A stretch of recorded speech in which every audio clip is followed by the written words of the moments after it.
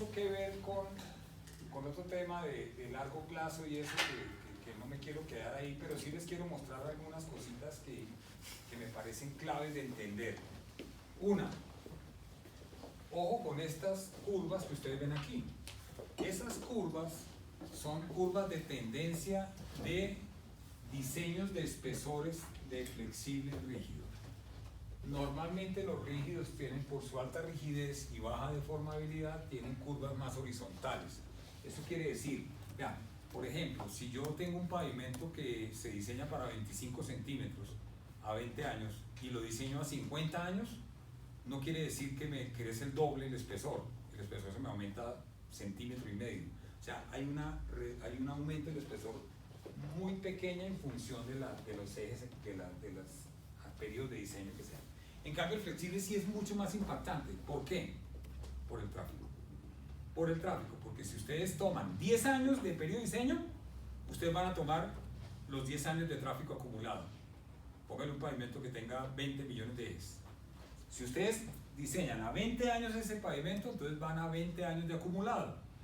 Que eso ya con las tasas de crecimiento va a ser 45 millones de ejes equivalentes. Si se van a 50 años, le crece de manera mucho más pronunciada y por eso los espesores de las estructuras de flexibles son más altos. Cuando ustedes diseñan a 10 años, pues lógicamente tienen un impacto mucho más grande en ese sentido. Bueno, vamos a pasar esto. Por ejemplo, esta se me olvidó taparle un proyecto. Este es el polo occidental. ¿Cuál es el polo occidental? El polo occidental es la que está aquí pegada a los cementerios. Perdón, el cementerio está aquí. ¿Cómo se llama eso? A todo el proyecto que está ahí de Urbanza y eso. Mucho, la calle al lado. Esa es la calle 200. Esa se llama polo occidental. Porque hay otra que se llama la polo oriental, que es la que va de la autopista hasta la mitad del cementerio de Jardines, ¿cómo se llama ese? Jardines de Paz. Y empalma con una avenida que se llama la avenida, ya me olvidó esa, que parte el cementerio en toda la mitad. Yo no sé si han ido allá al cementerio de allá al otro lado. El cementerio del otro lado, cuando uno iba a la iglesia, todos eran monte, pues monte no, pues campos, estaban los muertos y todo eso. De la iglesia para allá como unos 20 metros, ahí arranca una franja como de 50 metros, ahí va una avenida. De hecho, ellos ya lo sabían, el cementerio ya lo sabía porque el cementerio dejó de enterrar muertos ahí hace como 10 años, porque hay una norma, ¿no? Hay una norma que, pues no todo el mundo tiene que entender todas las normas, pues yo me averigüé esa, y es que un cuerpo cuando se entierra no se puede exhumar antes de 4 años, mientras se descompone y todas esas cosas, no se puede. Cosa que sí está pasando problema en el cementerio de este lado, con la Boyacá, que la Boyacá la van a hacer. Y en la zona donde está el cementerio llega hasta donde está la Boyacá hoy, o sea, la Boyacá le come un pedazo al cementerio aquí, que es del recuerdo, y en esa zona donde le comen al cementerio, ahí están enterrando personas hoy en día. Entonces ahí va a haber un conflicto el berraco el día que dice, bueno, excave, no, un momento que no puede excavar, ¿sí? Este es de polo occidental. Mire, aquí hay 8 alternativas, 4 en asfalto y 4 en rígido. Vea que el asfalto está más costoso aquí en costo inicial, aquí está más económico en costo inicial, y si lo llevamos a costo en el ciclo de vida, es más bajo. Ahora, hay un parámetro que sí se usa en las concesiones, pero que en los pavimentos normales tradicionales no los usan, que es el valor presente. O sea, cójase todos estos costos de aquí y tráigaselos a hoy. Tráigalos a hoy. ¿Por qué no se usan en proyectos normales del día a día? Porque eso no es tan cierto de que usted va a tener que meter una plata en un banco hoy para hacer los mantenimientos dentro de 20 años. Eso no existe. Eso lo que existe es una asignación presupuestal año por año, y cada año que entra un presupuesto se va haciendo. Pero entonces fíjense cómo ya los costos sí han ido, digamos, cambiando y se han ido modificando con el tiempo. Esta es una de las matrices multicriterios, esta es la de esta vía. Esta matriz tiene unos errores de cálculo. Esta vía salió así, a pesar de que estaba el concreto diseñado a 20 y el asfalto a 10, el concreto salió más barato. y este párrafo que tiene inicial que dice que se va a recomendar el proyecto que tenga el menor precio, les tocó saltárselo al final con una cosa que llamaron ellos, vamos a hacer una matriz multicriterio de comparación. Entonces, hay cosas que no vienen, por ejemplo, esta. Costos de materiales en función de distancias de acarreo. Y hay una cosa simpática ahí, porque dice que las plantas de asfalto están, por temas ambientales, están fuera de Bogotá, ¿sí? Entonces dicen que el acarreo es de 50 kilómetros y de los materiales granulares. En cambio, el concreto, tenemos planta de concreto en la 240 de Cemex, tenemos Polimix ahí donde termina la novena ahorita, en la 100, ¿qué es eso? 190. Tenemos plantas de concreto en la séptima con 170, o sea, tenemos como 7, 8 plantas de concreto en menos de un radio de 5 o 6 kilómetros. Y la pregunta mía es, ¿y dónde está eso en la valoración? En la valoración todos están igual, como si el concreto estuviera también a 50 kilómetros. Entonces fíjense que aquí hubo, a ellos no les gustó que yo les dije manipulación de datos, pero eso es lo que hay aquí hay manipulación de datos. Otra, complejidad de los procesos constructivos. Esta es base granular, base cementada, base granular, base cementada. Entonces, fíjense que aquí le dio poca valoración al concreto, bajo una premisa de que es muy difícil de hacer. Entonces yo los cuestioné y les dije, y bueno, muéstreme la norma donde se establece qué es difícil y qué es fácil. No, pues que una norma esa no existe. Yo, entonces si existe, ¿para qué lo pongo aquí? Usted no puede calificar eso. Ya, porque eso depende de unas variables. Eso que llamamos nosotros son criterios subjetivos. O sea, uno a veces trata de ser objetivo, pero cae en la subjetividad. Ya, les pongo un ejemplo sencillo. Alguien viene y parquea con un BMW Serie 5 y alguien dice, uy, miren, ese es un BMW Serie 5, y todo el mundo lo mira y dice, sí, es un BMW. Eso es objetivo. ¿Sabe por qué? Porque eso es. Yo estoy diciendo algo que es evidente, está ahí. De pronto alguien dice, oiga, es que ese BMW Serie 5 es el más feo de la historia. Y eso es subjetivo, porque después aparece otro señor que dice, pues para mí no es bonito. Y el otro, a mí no, ni me va ni me viene. Entonces fíjese que eso depende de los gustos. Entonces cuando en las valoraciones usted le mete gustos, le mete cultura, le mete tradiciones, le mete conceptos, le mete barreras, le mete todo eso, ya se vuelve subjetivo. Entonces fíjese que esto es un tema subjetivo, porque el que hizo el cuadro consideró que hacer el asfalto es más fácil que hacer concreto. Y yo le dije, vaya, pregúntele a alguien en la costa que ya todo se hace en concreto. Con toda seguridad ellos nos van a decir que es más fácil hacer concreto que asfalto. Entonces eso depende de a quién le pregunte usted. Y usted no sabe quién se va a ganar este proyecto. Entonces esto es un valor que no puede estar ahí, no puede estar acá. Es un valor subjetivo. Miren este. Utilización de materiales granulares estabilizados. O sea, y miren la valoración. Lo castiga, o sea, estos dos son los estabilizados. Y les da baja puntuación. Entonces la pregunta es, ¿por qué? Recuerden que yo siempre, todo lado yo me pregunto, ¿por qué? Explíqueme por qué usted le da menor valor a las estructuras que tienen estabilizado. Y esto castigó al asfalto y castigó al concreto. Y le dio mayor valoración a los que estaban sobre base granular. Entonces la pregunta es, ¿usted qué tiene contra el estabilizado? O sea, algo tiene que lo llevó a dar esa puntuación. Que es que en un proyecto tuve una mala experiencia. Yo le dije, sí, y deben haber otros 100.000 ingenieros que tuvieron buenas experiencias. Entonces, ¿usted cómo va a valorar un proyecto con este tipo de cosas? Costo y costo. Miren el mantenimiento.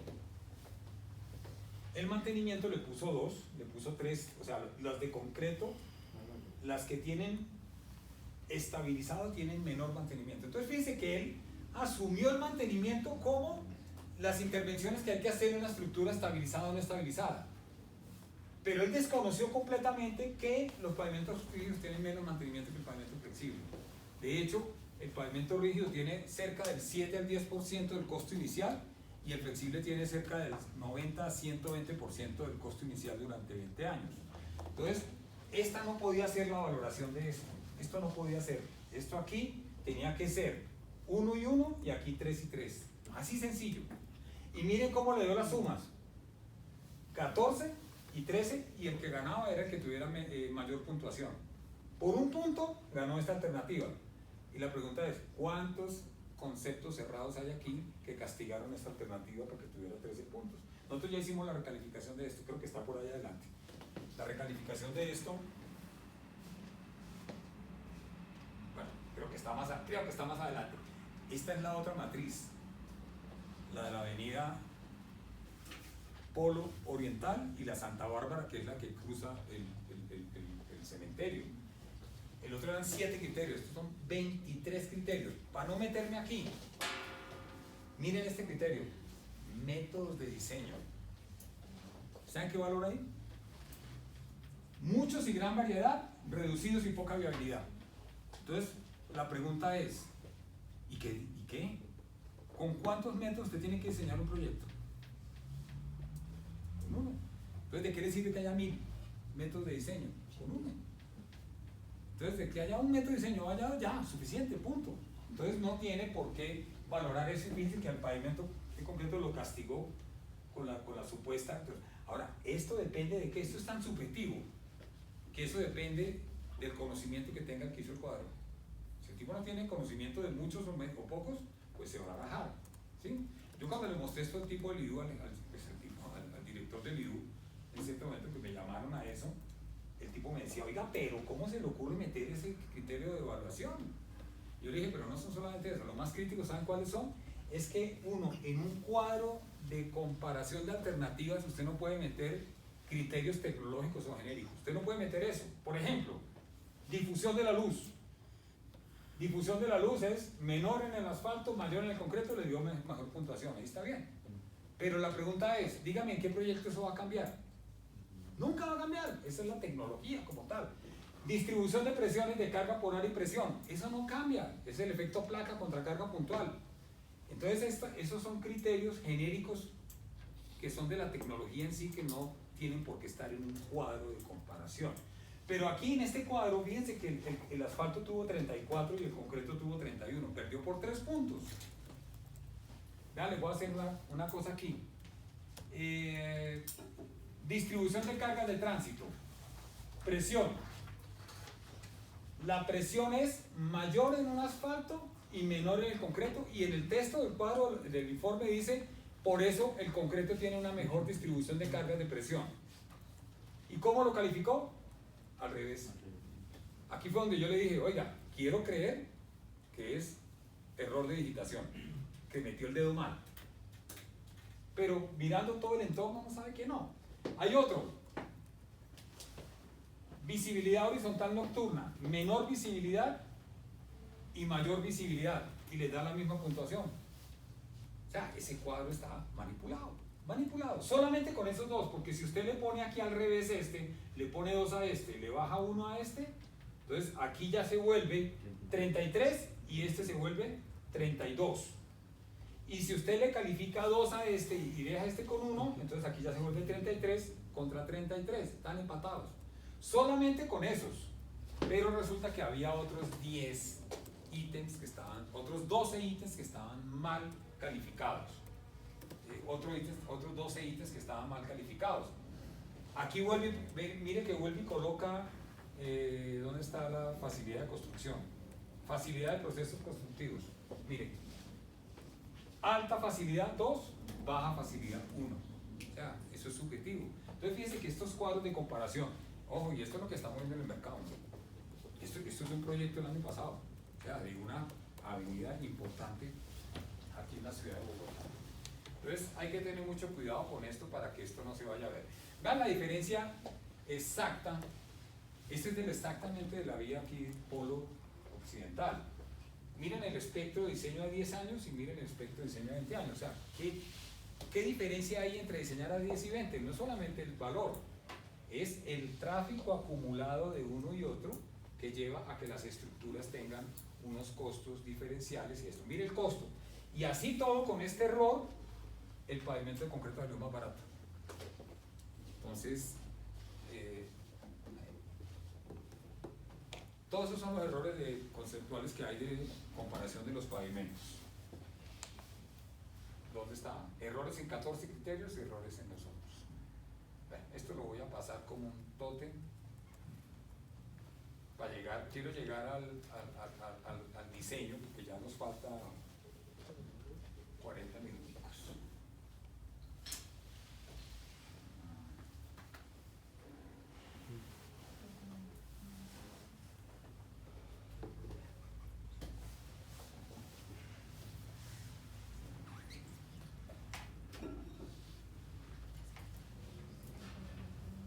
¿Ustedes ya vieron algún método de diseño específico? ¿Ninguno?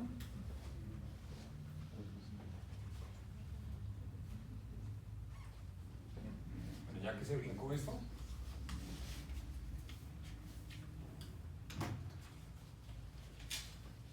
Diseño.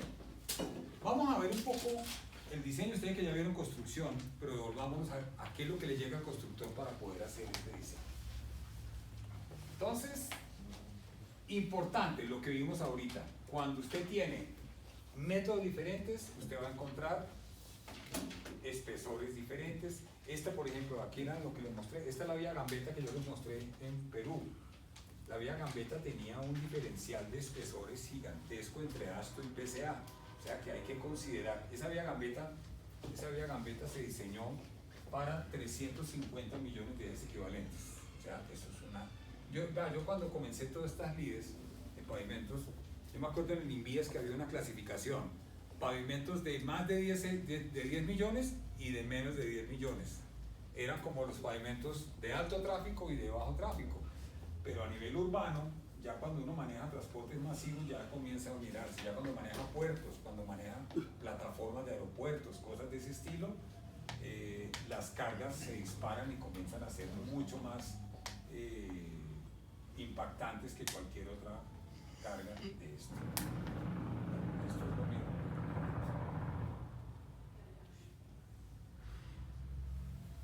Les voy a mostrar algo que no debe ocurrir nunca.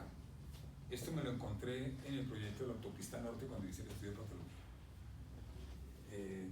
Revisando, o sea, cuando yo llegué a la autopista norte en el estudio, me entregaron 20 cajas de informes, de actas, de informes de todo, informe constructor y toda esa vaina.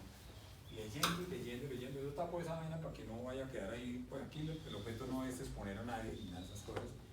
Los nombres que están ahí son gente muy conocida y empresas muy conocidas. Pero miren lo que me encontré. La obra inició construcción marzo del 2000. Esta carta es septiembre 20 del 2000. O sea, marzo, abril, mayo, junio, julio, agosto. 7 meses. 7 meses nos dio la carta. 7 meses después de haber iniciado la construcción. O sea, ya están construyendo. Y el interventor manda una carta al IDU que dice lo siguiente: las revisiones realizadas por la interventoría, tal cosa, nos permiten concluir que el proyecto cuenta solo con los diseños conceptuales o de ingeniería básica y no con los diseños de construcción que el contratista requiere para desarrollar sus actividades.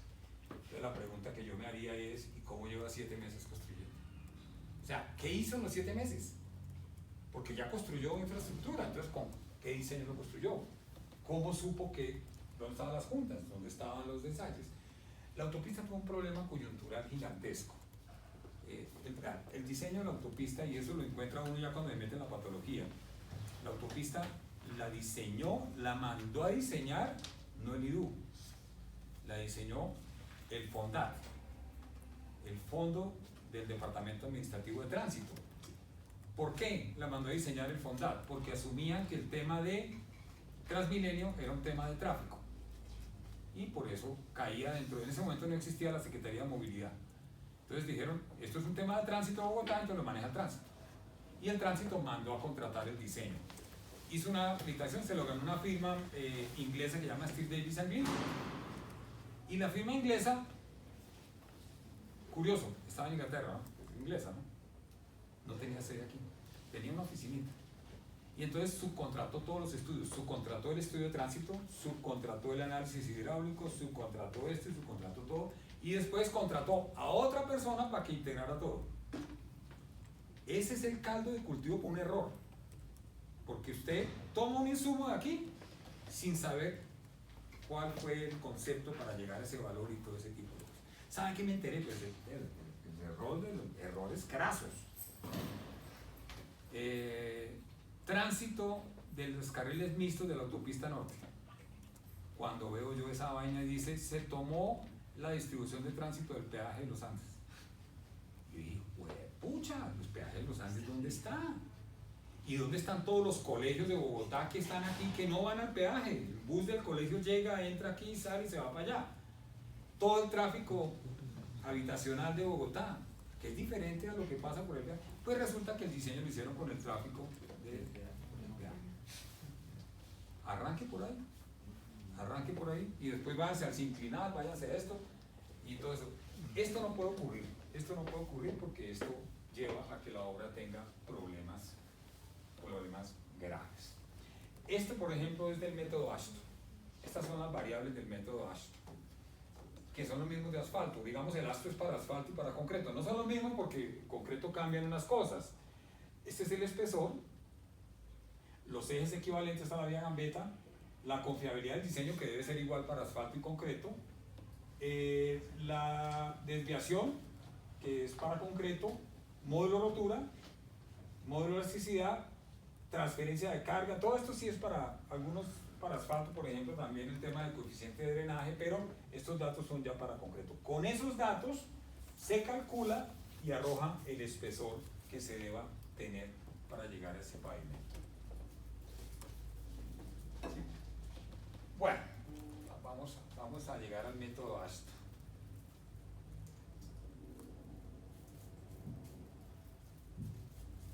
Esto cómo se vuelve uno a lo que estaba ahorita ya. ¿Tienes que?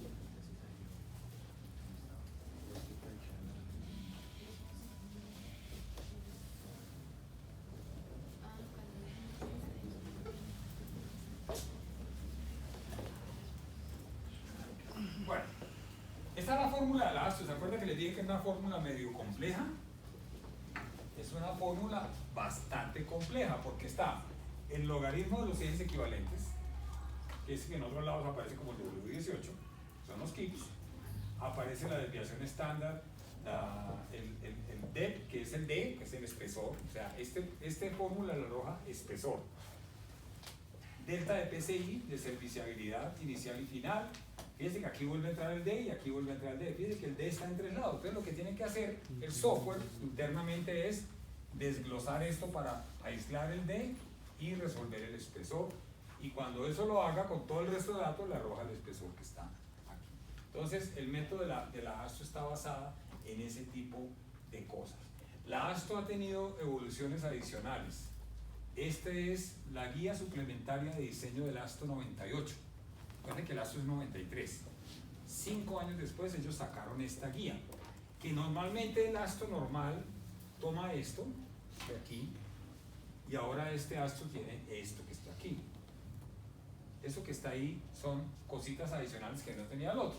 Por ejemplo, ¿cuál es el tipo de pavimento? Entonces aquí está el JPCP, que es el simple con juntas, JRCP, que es el reforzado con juntas, o el CRCP, que es el reforzado continuo. Fuera de eso le pregunta cuál es el joint spacing, o sea, cuál es su espaciamiento normal que usted tiene entre juntas. Ahí se colocó 13,3 pies. Aquí el edge support. El edge support es el soporte lateral, o sea, lo que yo le hago aquí en el borde de la losa para que eso, y me da 3 opciones. Me da una opción sin soporte, que es el convencional de 12 pies. Es decir, que la losa en el espesor controla la deformación. Tenemos otro que es el convencional de 12 pies amarrado a un carril adicional TIE PCC, o sea, a una losa de concreto adicional. Es el famoso carril de 2 carriles que tiene una barra de amarre en la mitad. ¿Sí? Que todo el mundo asume que la barra de amarre es para que la junta longitudinal no se abra y las losas se escorran. Sí, esa es una de las funciones. Pero la segunda función y la principal es generar soporte lateral. ¿Por qué? en la junta longitudinal también hay deformaciones y la barra toma la deformación. Y el tercero, 2 pies adicionales a las losas convencionales, o sea, la losa de 14 pies. Ustedes saben que la vía de la calera yo diseñé con con losa de 14 pies. ¿Cuánto es 14 pies? 4,25. Por eso la losa de la calera tiene 4 metros con 25 metros de ancho. Por eso tiene 4,25, son 14 pies. Entonces se diseñó para un efecto de soporte lateral donde las losas estaban lejos de los bordes lejos de las aplicaciones de las cargas. Fuera de eso, el análisis de sensibilidad, que es la gráfica que ustedes vieron ahora, donde estaban todas las cosas con pendientes, es esta gráfica. Porque aquí lo que le dice cuál es la sensibilidad del módulo de rotura, del módulo elástico, del valor del K, de la confiabilidad, del espesor en sí, de la base, del joint spacing, todas esas cosas están ahí. Y adicional, tiene esto que está aquí que se llama el faulting check. El faulting check en el método ASTO, recuerden que el método ASTO se maneja por desempeño por 3 variables. Una que es porcentaje de losas fisuradas, el otro que es el escalonamiento, que es el faulting check, el faulting es escalonamiento, y el otro es el INI. Entonces aquí en el diseño uno puede hacer análisis del faulting check para determinar cuál es este es el análisis del faulting check. Entonces cuando yo le doy clic en este me lo abre y me distribuye en 2 pavimentos con dovelas y pavimentos sin dovelas, y me analiza los dos. De hecho le da la opción a usted y le dice, oiga, si usted quiere hacer este pavimento sin dovelas es este, pero esto yo le meto el diámetro. Fíjense que aquí está 1,5 pulgadas, o sea, 1,5 pulgadas, y así todo llegó al PAS, o sea, la deformación fue, el faulting check fue 0,06 pulgadas en 20 años. Está en el límite, está en el borde para losas de menos de 25 pies. Está en el límite, pero pasó. En cambio, un pavimento que no tenga dovelas falló. ¿Qué voy a tener que hacer para que este pavimento que no tiene dovelas pase? Pues me voy a tener que devolver a estas variables aquí para que el espesor me dé más. Y con un mayor espesor ahora este me va a ir más tranquilo, pero este va a llegar un momento donde me va a dar pasa, pero a costa de un espesor mucho mayor. Entonces ese es el arte del diseñador, tiene que comenzar a jugar aquí de qué es lo que quiero. Ahora, en tráfico pesado, en el mundo, va a pavimentos con dovelas, eso ya no tiene discusión. Tráfico medio, va con dovelas. Tráfico liviano, normalmente va sin dovelas. Porque normalmente nosotros tenemos 2 tipos de tipos de tráficos, alto y bajo. Y hay 2 criterios, por ejemplo, en el método de la PCA son 2 criterios, erosión y fatiga. La erosión, control de deflexiones. Y lo que deflecta una losa no es un carrito, no es un carro, es un camión. Los ejes grandes. Entonces, normalmente el criterio de erosión gobierna los diseños de alto tráfico y la resistencia gobierna los diseños de bajo tráfico. Entonces, el hecho, por ejemplo, que tenga un pavimento de 15 centímetros de espesor no obliga a que se use dovelas porque es una consideración muy liviana de hacer. Aquí están algunas de las variaciones de cómo es las curvas y las pendientes. El K siempre es acostado. El K, esto es un análisis de sensibilidad de un diseño, de ese de Avenida Gambetta. Fíjense que las curvas de sensibilidad de la base son súper horizontales. Eso lo que quiere decir en términos prácticos es, ese no es el punto donde usted quiere mover el pavimento para que eso. ¿Cuál? La transferencia de cargas es un impacto grande, el MR tiene un impacto grande, la variación del porcentaje de ejes equivalentes en el carril de diseño tiene un impacto grande. Esta ya la vimos ahorita, la paso rápido, solo que esta venía ya explicada. Listo. ¿Cómo se determina el espesor en método ASTO? Cuando usted mete todos los datos, todos estos, ellos lo lleva a esta gráfica que está aquí. Esto lo hace el software automáticamente, ¿no? Y ahí es donde yo tengo un reparo muy grande con los software. O sea, ustedes van hoy en día y ustedes encuentran a la gente en las oficinas de diseño rodeados de computadores llenos de software. Y fíjense que la autopista pasó, en la autopista alguien le metió al software los datos arrojó los datos y así los pasó, alguien no los revisó, firmó y se fue el diseño y así se construyó, con error. No se dieron cuenta. Vea, les voy a poner un ejemplo que me enteré así de rebote. El Chirajara, todos conocen el puente Chirajara, o lo conocieron alguna vez en la vida, ¿no? Que cayó.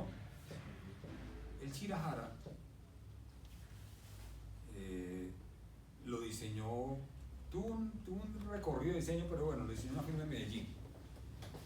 Vino gente de la CI, y esa gente de la CI pues, le reportó a una persona muy representativa en Colombia de la CI aquí, muy reconocido, que ya está enfermito. Y él era muy amigo mío, y una vez nos fuimos a tomar allá whisky a la casa de él y toda esa vaina, y me echó todo el cuento, y me lo mostró, y me lo entregó. Yo lo tengo por ahí guardado, en un disco duro por allá. Y me mostró y me dijo, vea, lo que pasa es que en el diseño de puentes atirantados hay que hacer una trampa al software. Porque si usted hace el diseño del software normal de puente atirantado, en estas condiciones, le arroja el refuerzo para el otro lado. Y dijo, pucha. Y dijo, bueno, pero eso lo saben todos los diseñadores. Y preciso le cayó en las manos a alguien que no sabía. Y diseñó el puente Chirajara, se lo pasó al jefe, el jefe lo revisó así a las andanadas por encima, lo firmó, lo entregó, se lo entregó al concesionario, el concesionario comenzó a construir y se cayó el berraco puente. Yo presenté una vez un estudio de patología de esa vaina. Tengo todo, hasta los videos de esa vaina de cómo estaba antes y eso. Y hay una foto que me la mostró pues en ese momento que se la entregó el ACI, hay una foto muy diciente, muy diciente. Acuérdense que el puente Chirajara era como una horqueta, ¿no? El puente Chirajara era así. Era así, ¿no es cierto? Y aquí estaba el tablero. Aquí estaba el tablero y eso era tirantado. Entonces, acuérdense que el tirante viene de aquí y carga aquí. O sea, el tirante, todos los tirantes llegan aquí y luego los tirantes se empujan para abajo. La presión. ¿Cuál es la tendencia de estas columnas y de estas columnas que están aquí? Pues la tendencia es abrirse. Es como si usted tiene los codos así, usted se apoya en los codos, se abre. ¿Qué es lo que tiene que hacer y lo que se debe haber hecho? Pues lo contrario, arrastrar esto con un postensado desde la parte afuera hasta la parte interna, unos ductos de postensado que pasen de lado a lado, se postensan, se tensionan y entonces cuando ya las cargas bajen por aquí, pues el puente se va a tratar de abrir, pero el postensado no lo deja. Esa es la teoría del puente Chirajara, así era sencillo.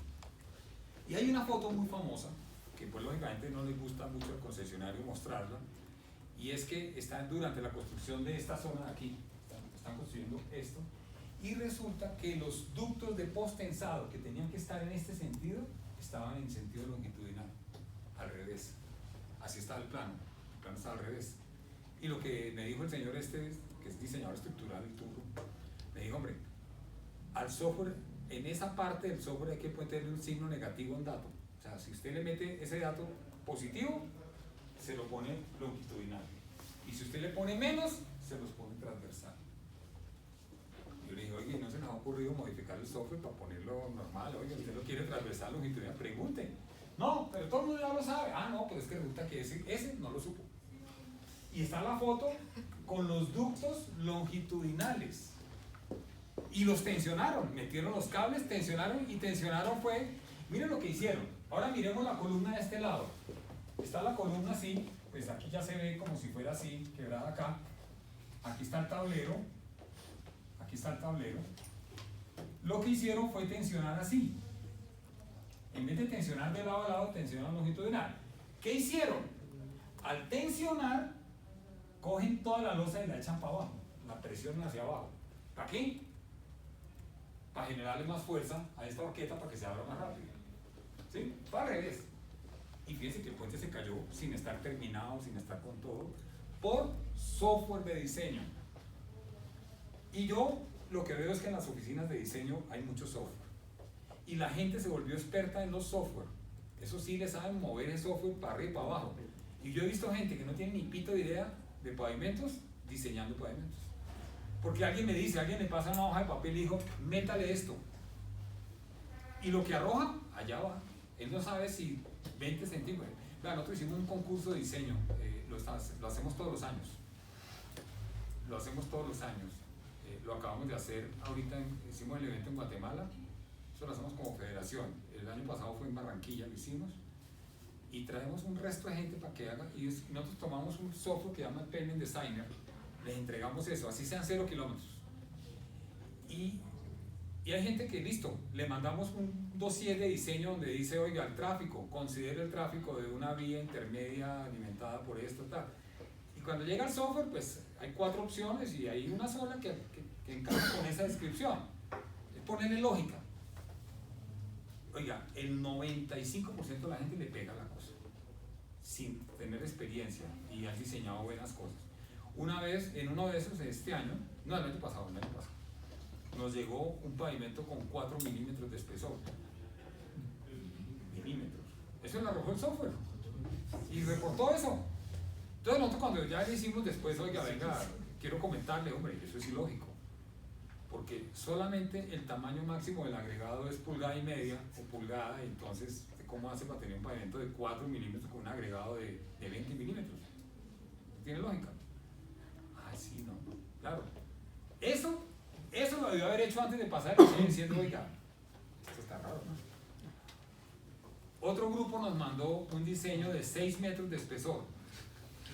Y uno dice, ¿qué pasó? Ahora, ¿sabe dónde cometen los mayores errores? Porque el software viene, por ejemplo, ese Payment Designer, de pronto lo abrimos ahorita, no sé si en internet, lo abrimos ahorita. El Payment Designer trae para escoger arriba las unidades. Usted le puede meter unidades métricas, unidades inglesas. Entonces, usted puede diseñar en PSI o puede diseñar en kilogramos por centímetro cuadrado. Y yo he visto diseños de gente que combina las dos cosas. Le mete la resistencia en PSI y le mete los tamaños en milímetros y le mete el otro en pulgadas y le mete... Claro, eso, imagínese el resultado de ese diseño. Pues le va a aparecer una cosa de este tamaño y si la persona no está preparada para decir esto es ilógico, pues va a pasar esa vaina. Entonces fíjense que esta gráfica establece porcentaje de losas fisuradas. Por ejemplo, aquí se tomó el 15% de losas fisuradas en 20 años. Se baja al espesor y determina cuál es el espesor de esta losa de concreto. Lógicamente, usted no va a poder hacer un espesor de 9,85. Usted lo va a aproximar. De pronto lo aproxima a los 10. A las 10 pulgadas, 25 centímetros. Entonces, cuando usted dice ya efectivamente, me llegué al 10, me devuelvo. Tomo la curva y me voy a qué porcentaje real de losas fisuradas ahora yo voy a diseñar. Fíjense que aquí me gané un colchón casi de 3% de losas fisuradas. Eso es un factor adicional de seguridad que yo estoy estableciendo para que ese diseño tenga un comportamiento. Lo mismo para el espaciamiento de las losas. El joint spacing versus el espesor y el porcentaje de losas fisuradas. Lo que me muestra esto es dramático. Esto que quiere decir aquí es un pavimento de bajo espesor con unos tamaños de losa en la medida que el tamaño sea, fíjese que mayor el tamaño, el porcentaje de losas fisuradas es altísimo. Si usted comprende esto, usted se da cuenta que usted no puede diseñar este pavimento con 8 pulgadas y hacer un espaciamiento de juntas. Tiene que haber una correlación entre espesor y el tamaño de las losas. O si no, ese pavimento, fíjese que todo lo que está en la zona alta de joint spacing, del espesor, del ancho de juntas, de longitud de juntas, perdón, tiene porcentaje de losas fisuradas. ¿Dónde tiene que ir usted? Si yo me quiero ir al máximo el 15, yo me tengo que ir aquí. Entonces, para estar aquí, pues nada, si me fue. Para estar aquí, o yo voy a tener que hacer el de 8 pulgadas con un espaciamiento muy pequeño, o el pavimento de 10 pulgadas o el de 11 pulgadas con unos espaciamientos de pronto un poquito más altos, pero lo que nos muestra esta gráfica es que hay una moderación entre a mayor espesor yo puedo hacer mayores espaciamientos. Espesores pequeños solamente me funciona con menores espaciamientos de junta. Entonces eso es bien importante entender la dinámica de cómo funciona el espesor versus el tamaño de las losas para que no se me vaya a salir de este rango donde yo pueda tener eso. Entonces fíjese que este pavimento, por ejemplo, con 8 pulgadas no me funciona. Es un pavimento que comienza a funcionar. Para ese 15%, póngale que yo lo ponga en 10%, me comienza a funcionar. En 9 pulgadas, con 15 pies de separación, o sea, 4,50, o lo puedo aumentar a 10 o a 11 y me podría aumentar. Ahora, ¿cómo gano yo capacidad de soporte? Capacidad de soportar es equivalentes. Es hacer un pavimento de alto espesor con tamaño menor. Ahí está usted en el menor, que es el caso que ustedes ven aquí. O sea, fíjense que cuando usted tiene un pavimento de 10 pulgadas, yo podría modular por aquí, por ejemplo, en 16 o 17 pies, pero yo también lo puedo modular en 15, o lo puedo modular en 14 o en 13. Y en ese caso los porcentajes de daño van a ser mucho menores.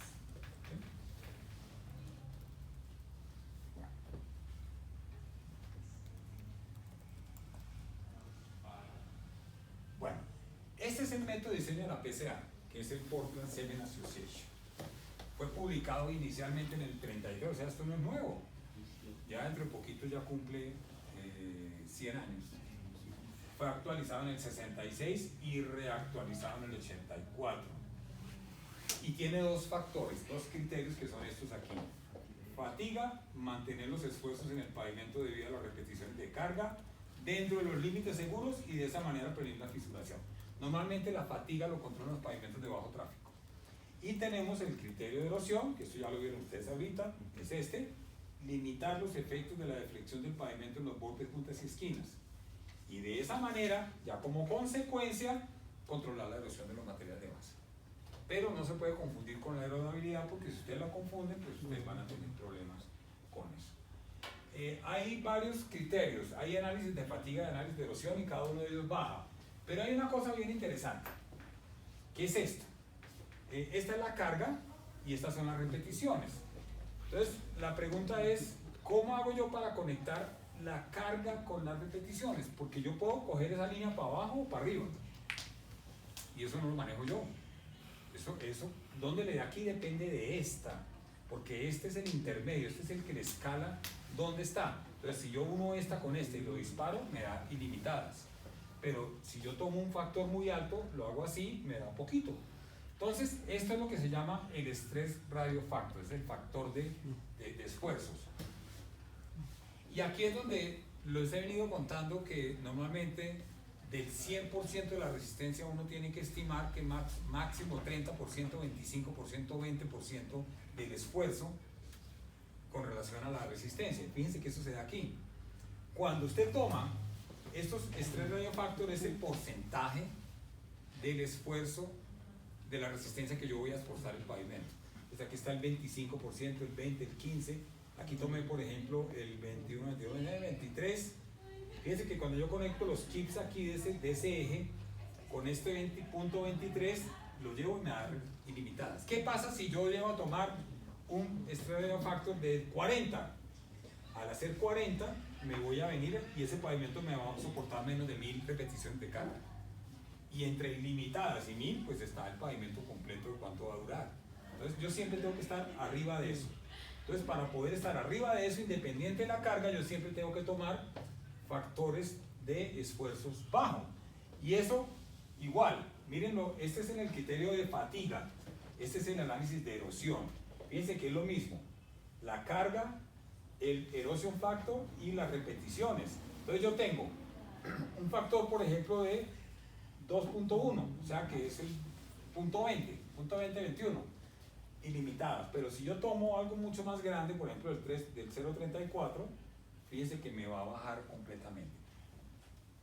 Todo va en función de esa capacidad que tenga el pavimento de soportar esfuerzos dentro de un rango más o menos razonable, que no se vaya a ir eso. Ningún pavimento se diseña para 100% de eso.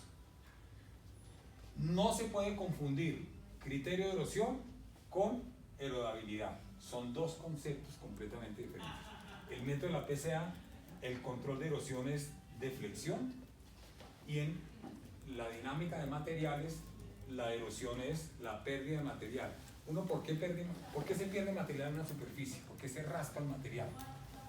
Por fricción, por viento, por agua ¿Qué más?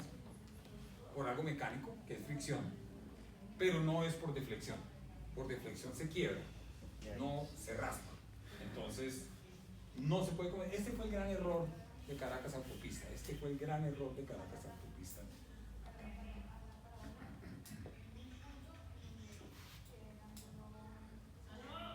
Bueno, aquí hay dos ejemplos de método de diseño de la PCA, tráfico bajo y tráfico alto.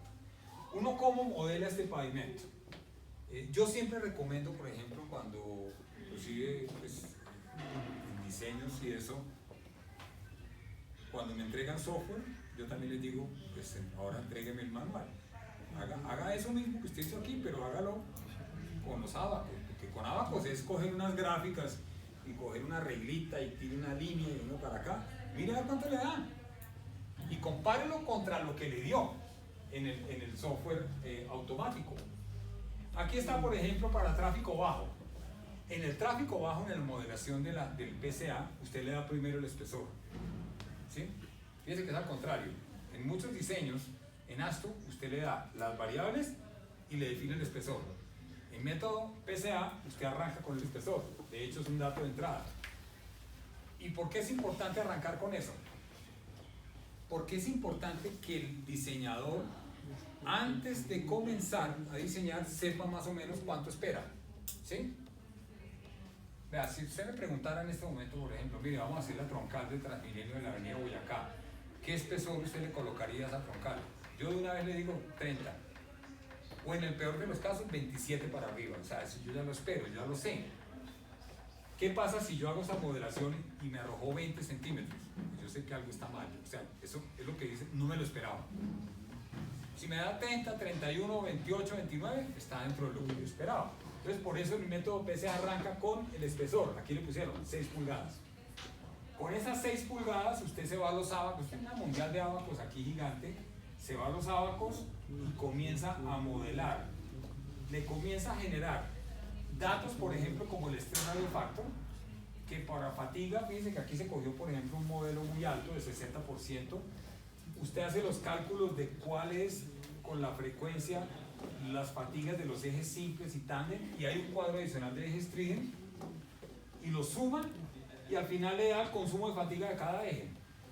Y esto lo lleva que al final, y lo suma. Entonces fíjense que este diseño de modelación que dio el 89,4% de consumo de fatiga, que es bajo tráfico, y arrojó el 7.6. ¿Qué pasó? ¿Qué hice yo ahí raro? 7.7 consumo de erosión. ¿Qué quiere decir esto? Que esto es un diseño controlado por la fatiga de tráfico bajo.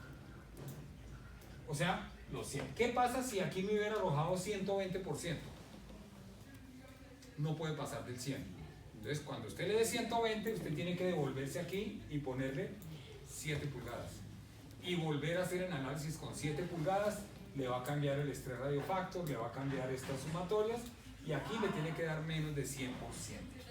Y con eso se hace el criterio de esto. Tráfico alto, aquí arrancó en 10.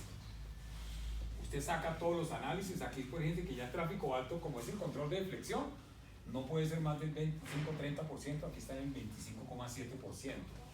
Hace los cálculos de eje simple, fíjense que el eje simple en fatiga prácticamente despreciable, no hace nada. Y en tándem en fatiga tampoco. Todos los consumos grandes estuvieron aquí en erosión, sobre todo en este, donde tenemos unos consumos del 22, del 11, del 10, y arrojó 92,1. ¿Qué pasa si aquí hubiera arrojado 130, 140? Pues aquí hubiera tocado ir acá y subirle a 11 para cambiar el estrés radio factor y hacer los cálculos ya todo esto. Pero nunca puede dar más del 100% de la capacidad que se debe tener para eso. Miren el efecto, este es un diseño por el método de la PCA en software. ¿Qué tiene de raro? Espesor de 9,83, factor de seguridad, módulo tal, listo. ¿Pasa juntas? Sí, sí tiene juntas. Entonces el software asume que tiene juntas. Entonces controla el esfuerzo en los bordes. ¿Apoyo lateral? Sí. O sea, asume el software que usted le está controlando algo aquí en el borde para esto. Hace la modelación con ejes, fatigas. ¿Cuánto le arrojó?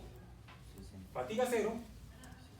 y 66,23. Es un diseño de tráfico alto. Esto se puede todavía optimizar, porque esto, la idea es que esté cerca al 100, pero que no lo pase. O sea, aquí se puede bajar, por ejemplo, al 9,5, a ver cuánto le da. Y debe subir por al 80%, listo. Ahora, cojamos este mismo diseño, igualito, pero quítele el apoyo lateral. O sea, el apoyo lateral, que es el que le evita que la losa se deforme en el borde libre, y póngale no. 1056. Se le volvió el 100, ¿no? Se fue. ¿Por qué?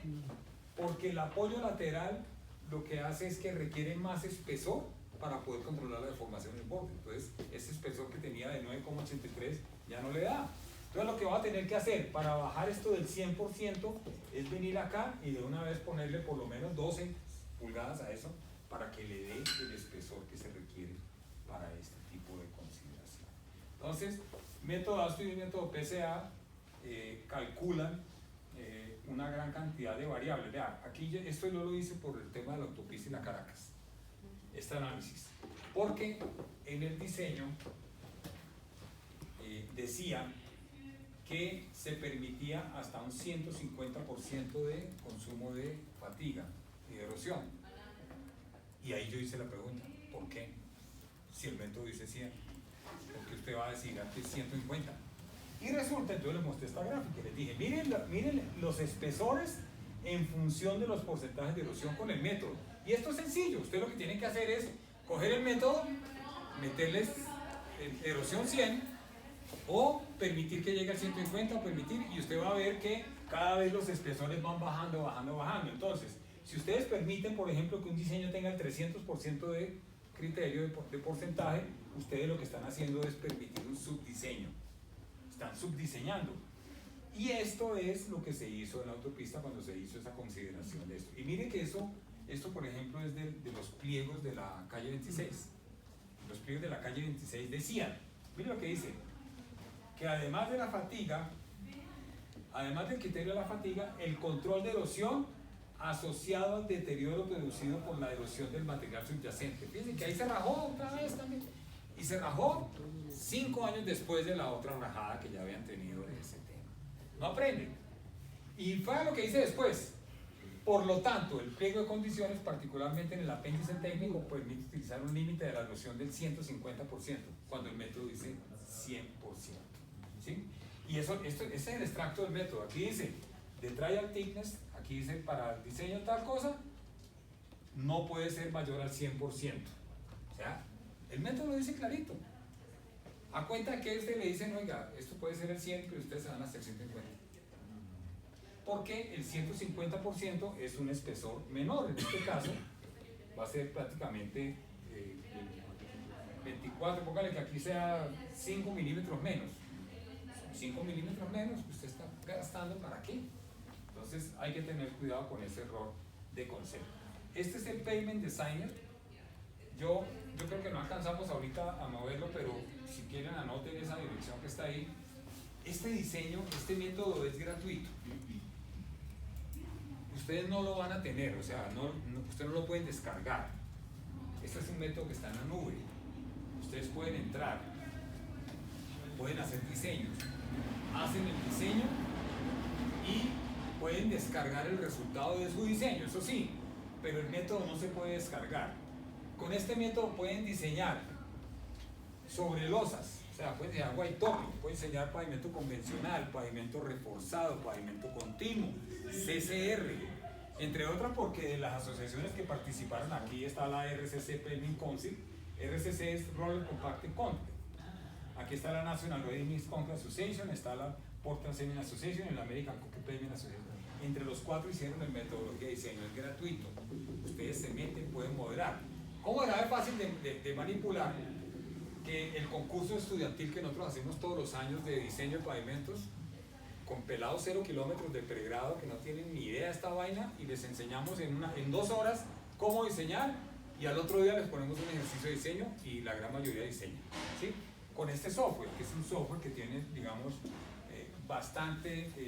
es bastante amigable y permite hacer modelaciones con esto. Entonces, no vamos a alcanzar a meternos a hacer modelación, pero sí los invito a que se metan ahí, pavementdesigner.org, y ustedes se pueden meter y jugar y comenzar a hacer análisis. Ustedes pueden llegar a un diseño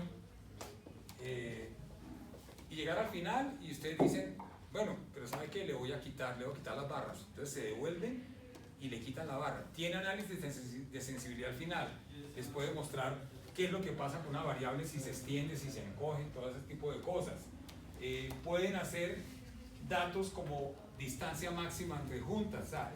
Es un diseño bien interesante que se está utilizando. Nosotros lo estamos promoviendo mucho por una razón, porque es gratuito. Y no porque queramos pagarle a los otros, porque le hemos pagado toda la vida, a la ASTO y la PSA, sino que nosotros consideramos que para que la gente aprenda, la gente no puede comprar una licencia para aprender. O sea, nadie le va a invertir $5.000 al año para meterse a jugar a un método de diseño para aprender, porque ¿cuánto le vale eso? Entonces, nosotros necesitamos herramientas que la gente pueda meterse, modelar. Por ejemplo, un diseñador, un día yo le enseñé esta herramienta y me llamó como a los 3 meses y me dijo, oiga, buenísimo, porque qué día yo tuve una duda, me metí las variables, me arrojó una cosa, después me devolví, le cambié esto y lo pude hacer todo en una hora sin problema. Y aprendí, cosa que no podías con los otros, porque los otros es, si no paga, no puedes. ¿Sí? Todos los que están acá, yo tengo en el computador, tengo cantidad de hojas de cálculo de PSA, son todas piratas, hermano, eso le llegan a uno por todo lado. Vea, mire esta hoja de cálculo de Ashton, ¿quién sabe quién la hizo? ¿Quién sabe quién la hizo? Y a lo mejor la hizo bien, tomó las fórmulas y toda esa vaina, pero de pronto, ¿qué tal que no? ¿Qué tal que a alguien se le haya olvidado ponerle allá un elevado a la 0,5? Pues, y con eso el diseño le arroja una cosa rara. Entonces, ojo con eso, no confíen. Métanse en herramientas que sean absolutamente válidas, que son los software licenciados, pero que tienen un costo importante, o por ejemplo, que les permite a ustedes meterse y hacer diseños. Ustedes cuando le meten aquí, por ejemplo, en Street, aquí puede hacer, por ejemplo, parqueaderos de zonas industriales y eso, o intermodales. Cuando usted le dan Street, le abre otras 3 casillas grandes donde dice usted qué quiere hacer. ¿Quiere hacer un white topping o quiere hacer un pavimento convencional o un pavimento compuesto? Y ahí arranca el diseño. Y tiene una modalidad, cuando ustedes se metan, ustedes van a ver acá, primero, acá arriba les va a aparecer, lástima que no lo tengo ahorita, lo tengo en otro lado. Aquí arriba les va a aparecer las unidades. Usted lo quiere manejar en PSI o lo quiere manejar en kilos. Eso usted lo puede hacer. Y acá a la derecha dice help. Y ahí dice help on off. Si ustedes le ponen on a help, esto quiere decir que el software lo ayuda. Entonces usted llega, por ejemplo, abajo aquí y le dice confiabilidad del diseño, y de pronto usted no lo tiene muy claro. Usted se para a la derecha, solamente con la manito la pone a la derecha y se despliega una ventana aquí que le dice qué es la confiabilidad del diseño, cuáles son los valores usuales que se manejan para cada cierto tipo, si es un pavimento residencial, si es un pavimento de alto tráfico urbano, si es alto tráfico carretero. Si llega al módulo rotura, se para encima del módulo de rotura y le aparece una ventana que le dice, miren, los módulos de rotura normales en estos son estos y estos y estos y estos, y se usan en estos casos. Entonces, el módulo de ayuda es una machera. Esa vaina le dice, prácticamente nosotros cuando hacemos el concurso de estudiantes con eso, nosotros les decimos a todos ellos, active el módulo de ayuda porque ahí va a aprender mucho. O sea, ahí le va a enseñar todo, tipos de tráficos y todo ese tipo que se manejan con ese tipo de cosas. ¿Alguien tiene alguna duda, alguna inquietud sobre esto? Profe, una pregunta, el tema con las fibras metálicas que se utiliza para el refuerzo, ¿esas sí realmente reemplazan la malla de refuerzo? No, yo todavía no.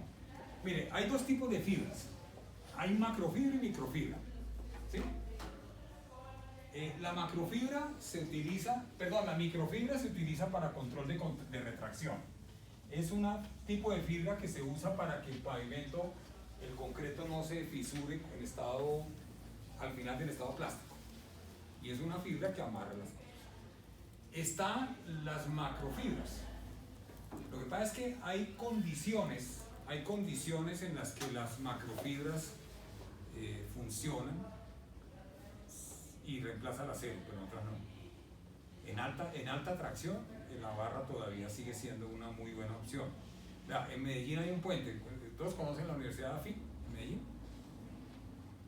Es una vez que vayan a AFIT, Medellín, la avenida Las Vegas, al llegar cuando uno va en el sentido norte-sur, cuando llega al frente de la universidad, hay dos sedes, dos campus, la grande y una nueva de la AFIT, y hay un puente peatonal que conecta adentro, o sea, ese puente no es para la gente de la calle, sino que es para los estudiantes que van de un lado al otro.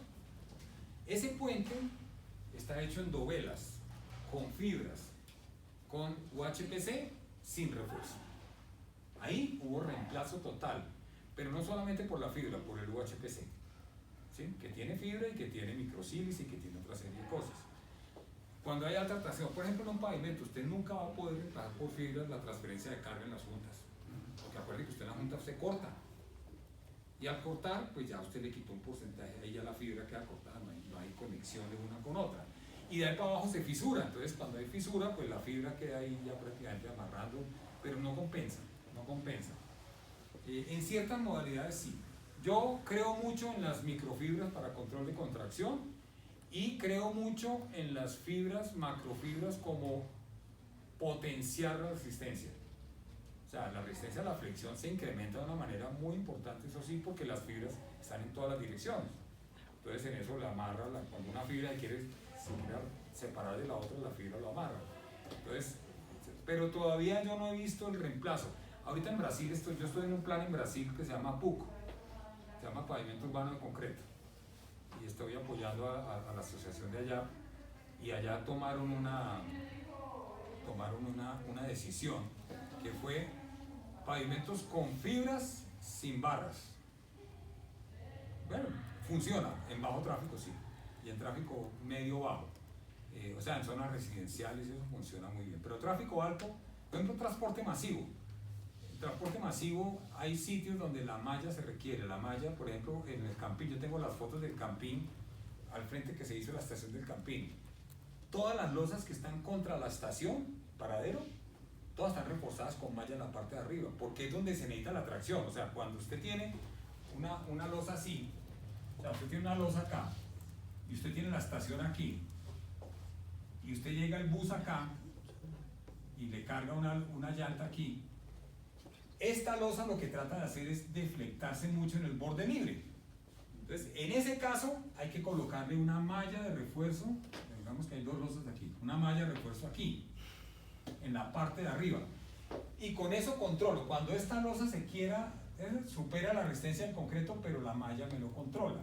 Entonces, por eso todas esas estaciones están reforzadas ahí en esa malla, en esa losa. ¿Qué pasa con la fibra? La fibra se distribuye en toda la losa, en toda. Entonces va a haber pedazos de fibra que están por aquí, pero también va a haber pedazos de fibra que están por aquí, por acá, por acá. Estas fibras que están en la parte de abajo, en la parte media y en la parte de acá no apoyan nada en el control de tracción arriba de los buses. Entonces, el tema de la malla aquí es fundamental para eso. Yo todavía soy escéptico en eso. No he visto el 100% y yo los presiono mucho. De hecho, SICA, Toxemen, Mapei, Grace Construction, todos son asociados nuestros, todos están, y yo manejo el comité de químicos de allá de Prosenco y todas esas vainas, y me reúno con ellos cada rato, y yo cada rato les digo, cuando alguien me sale con eso, yo le digo, oiga, sería una muy buena cosa, si usted tiene un estudio donde usted garantiza y demuestra que reemplaza totalmente todos los aceros de la obra, hágale, y hacemos divulgación de ese tema, pero todavía no lo conozco, ni a nivel latinoamericano no lo he visto todavía. Sí refuerza mucho la resistencia a la tracción, sí la ayuda mucho, eso sí la potencializa. O sea, usarla como complemento. Como complemento para aumentar eficiencia en la resistencia, y sobre todo la microfibra en control de retracción es campeón. Gracias. ¿Alguna otra pregunta? La que sea, hermano. Yo a veces les digo, disparen lo que sea. Que en estos 30 y poco años, hermano, ha pasado de todo. Profe, la relación largo-ancho entonces se maneja 1.25. 1.25 en ese momento está el Invías. Ahora, el Invías es que la INV 500 del Invías es una especificación de construcción. Entonces, ahí no se aborda el diseño, porque ese es un tema de diseño. Pero hay un numeral en la NB 500 que fue el único sitio donde pudimos meter eso porque nos parecía muy importante. y es en el refuerzo de las losas. O sea, ¿en qué momento un constructor tiene que reforzar una losa? Que fue lo que yo mostré ahí. ¿Y en qué momento la tiene que reforzar? Cuando la losa excede el parámetro que tiene la entidad para esbeltez, y ahí fue donde está el 1.25. Hace 2 años era el 1.4, bajó a 1.25. Esto lo que nos muestra es que la tendencia es que mientras más pequeñas las losas, tienen menores deflexiones y se comporta mejor, porque se deforma menos. Pero ese tamaño de la losa no puede ser arbitrario. O sea, ¿cuál es la losa más pequeña que existe? La losa más pequeña que existe. ¿Cuál? Un adoquín. Un adoquín es una losa. Solamente que es una losa así, chiquita. Esa losa que tiene una longitud con un ancho y un espesor, que normalmente puede ser 20 centímetros por 8 centímetros por 5 centímetros, un adoquín. ¿Cuál es el arte del adoquín? ¿Por qué está diseñado el adoquín? El adoquín no puede diseñarse para que trabaje a flexión, no puede. No está para eso, porque es un elemento que se hace en concreto comprimido y está basado para que trabaje siempre a compresión, no puede trabajar a flexión. El día que un adoquín trabaja a flexión se rompe, ¿sí? Y es el mismo criterio que se ha venido manejando. Entonces, una losa no puede llegar al tamaño del adoquín, o sea, no puede ser tamaño arbitrario. No, en este momento hay una tecnología en el mundo que se maneja, que son las losas cortas. Las losas cortas manejan anchos de 1,80 por 2,20 más o menos de longitud, y las losas convencionales que hoy en día están entre 3,60, 3,50 y 4,20 de ancho, que eso es lo que da 1.25. Cada vez va para abajo. Yo no creo que baje más de 1.25, yo creo que se va a quedar ahí. Pero es que hace 8 años estaba en 1.6, o sea, se permitía losas más largas, y hay losas de hace 40 años que tienen el doble, o sea, que eran factor de esbeltez 2, y muchas de ellas están fisuradas en la mitad. Entonces, para evitar eso, se modula más pequeño. Los cortes, cuando uno va a cortar la losa, ¿después de cuántas horas más o menos, o simplemente es a criterio uno ve ya el No, material? ventana corte. Normalmente los operadores hacen 2 cosas. O sea, si usted lo quiere hacer muy técnico, hágalo con el factor de madurez, el criterio de madurez. El criterio de madurez, ¿todos saben qué es madurez en concreto? ¿No? Madurez no tiene nada que ver con el concepto de que es una persona inmadura o madura, ¿no? Tiene que ver con la correlación que hay entre la resistencia y la temperatura. Entonces, ¿qué se hace? Eso toca modelarlo antes en un laboratorio. Entonces, en un laboratorio, ¿qué se hace? Nosotros hacemos mucha modelación de madurez. Entonces, ¿qué se hace con madurez? Se funden una cantidad de cilindros horrorosa, grande, y 2, 3 cilindros se meten en un tanque, como en un termo de esas grandes de paseo, pues, de cosas, sellado completamente, y se le meten unos medidores de temperatura y se dejan los otros cilindros acá curándose. Entonces, cuando da fraguado final, que son más o menos las 6 horas, ahí se puede cortar. A las 6 horas se rompen 3 cilindros y se saca la resistencia de esos 3 promedio. 2 si son de 15 por 30, y la norma establece que si son cilindros de 10 por 20 son 3. Entonces se rompen esos 3, se saca la resistencia y se correlaciona con la temperatura que tenía ese concreto a esa edad que se ensayaron, y a la siguiente hora se hace otra. Entonces cada hora se va haciendo ensayos y se va midiendo la temperatura, porque es que el calor de hidratación lo que hace es elevar la temperatura del concreto. Entonces hay una correlación entre la hidratación y la resistencia. Entonces usted va midiendo la temperatura y va midiendo la resistencia. Entonces con eso controla. Y llega a la obra, por ejemplo, el sistema industrializado de vivienda, todos los edificios altos que hay por aquí al lado, que son sistemas de muros en concreto. Esos se tienen que desformaletear más o menos a las 8 horas. Entonces el contratista tiene que saber que a las 8 horas o 10 horas el concreto tiene la resistencia que es, o si no, desformaletea y se le derrumba el muro. Entonces, ¿cómo sabe eso? Él no manda a hacer cilindros, eso, ¿no? Ya calibra primero. Nosotros, por ejemplo, a Constructora Bolívar le hicimos calibración de método de madurez. Entonces ya lo que hacen es medir la temperatura, dejan unas termocuplas metidas allá en la pared, y mide la temperatura del concreto. Y cuando llega la temperatura del concreto que se correlacionó con la resistencia de apertura, entonces ya quitan la formalidad. Entonces usted puede hacer esos pavimentos. Pero el método alterno que hay es el método, o sea, este es tecnológico, ¿no? El método alterno es el método del rayado que hacen los operarios. Los operarios lo que cogen es una puntilla y van y rayan, más o menos a las 5 horas, 6 horas, van y rayan el pavimento. Una rayita chiquita. Y si sale material, todavía no ha fraguado. Y si no sale material, ya fraguó. Hay otros que hacen otra cosa peor, que es que meten la máquina para cortar. Y si se dan cuenta que las rueditas dejan huella, entonces vuelven y la sacan porque todavía no está. Pero entonces imagínense esa vaina llena de intentos de metida y de... Eso se deja muy feo. Pero esto se puede hacer, digamos, normalmente la ventana de corte arranca al fraguado final. Que el fraguado final en un concreto convencional puede estar entre 5 y 6 horas, arranque. Y la ventana se extiende por ahí unas 8 horas más. Lo que no se puede hacer es una costumbre fatídica que hay en Colombia y de América Latina, y es que los constructores normalmente dicen que funden hoy y cortan mañana, por una razón muy sencilla. Ellos funden durante todo el día, o sea, hacen fundidas de las 8 de la mañana hasta las 5 de la tarde, y a las 5 de la tarde termina la máquina de colocar y todos se van a bañar y se van, todos los operarios. ¿Quién se tiene que quedar? El que corta. Porque 6 horas después, imagínense, a las 11 de la noche el señor va a comenzar a cortar esas, o sea, él va a tener que comenzar a cortar, póngale 6 horas después de las 8 de la mañana, a las 2 de la tarde comienza a cortar hasta las 11 de la noche. Entonces normalmente mucho cortador de eso, que cuando no les exigen eso, dejan tirado esa vaina y al otro día vienen, y de pronto al otro día llegan y hay una fisura por ahí en la mitad.